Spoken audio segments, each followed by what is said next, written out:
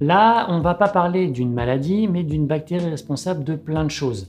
Elle a des spécialités, mais elle fait quand même pas mal de trucs. Haemophilus influenza est une petite bactérie commensale de l'oropharynx et du nasopharynx, ce qui veut dire qu'elle vit de manière normale dans votre nez et dans votre gorge. Le réservoir, il est strictement humain, et la transmission est donc aérienne. Il existe plein de types différents d'hémophilus, mais les infections les plus graves sont liées à une forme particulière, la forme B, d'où le Haemophilus influenza B. L'infection la plus classique, c'est l'épiglotite aiguë. Dans 95% des cas, l'épiglotite aiguë est due à Haemophilus influenza B. Les 5% qui restent, c'est généralement le pneumocoque qui s'en charge. L'épiglotite, comme son nom l'indique, est une inflammation de l'épiglotte. L'épiglotte, c'est un clapet à l'arrière de la langue et au-dessus des cordes vocales qui ferme l'entrée de la trachée et des poumons quand on avale quelque chose. En temps normal, ça ressemble globalement à ça. Vous pouvez voir l'épiglotte, les cordes vocales et la base de langue de votre serviteur. En cas d'épiglotite, cette épiglotte, elle va être inflammatoire, c'est-à-dire rouge, douloureuse, mais surtout très gonflée. Elle va prendre de la place, gêner la respiration et bouger beaucoup moins bien. Et ça, c'est d'autant plus vrai que c'est chez un enfant et que l'enfant est petit, car il y a beaucoup moins de place dans la zone. Le risque, c'est que l'épiglotte tombe en arrière et bouge complètement les voies respiratoires, ce qui conduit très rapidement au décès.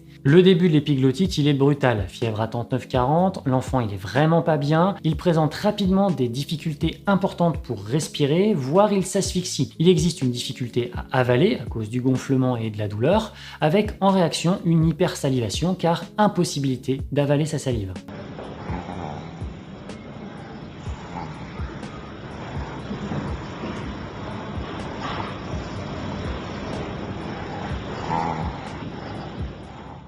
Le traitement est une urgence absolue, mais il faut faire extrêmement attention pour éviter l'asphyxie aiguë et la mort subite. Il ne faut pas du tout allonger l'enfant, ni qu'il penche sa tête en arrière. Le risque, c'est que son épiglotte bascule et bouche la trachée. L'hospitalisation, elle se fait en réanimation. On examine le moins possible l'enfant pour éviter de faire basculer l'épiglotte, et le traitement, c'est l'intubation, c'est-à-dire la mise en place d'un tube dans la trachée pour faire respirer l'enfant le temps que ça passe. En cas de problème, il n'y a qu'une seule solution, c'est la trachéotomie, c'est-à-dire mettre le tube directement dans la trachée par ici. Et si on est obligé de faire ça, c'est en extrême urgence. Ça veut dire que l'enfant n'est pas intubé et donc au départ au moins, il est conscient.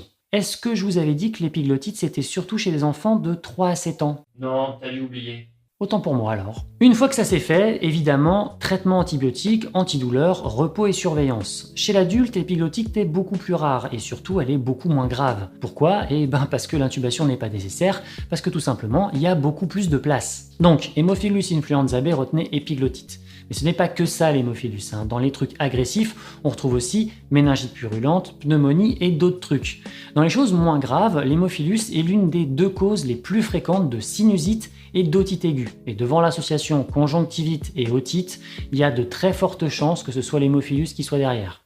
Voilà, je pense qu'on a à peu près fait le tour de l'hémophilus.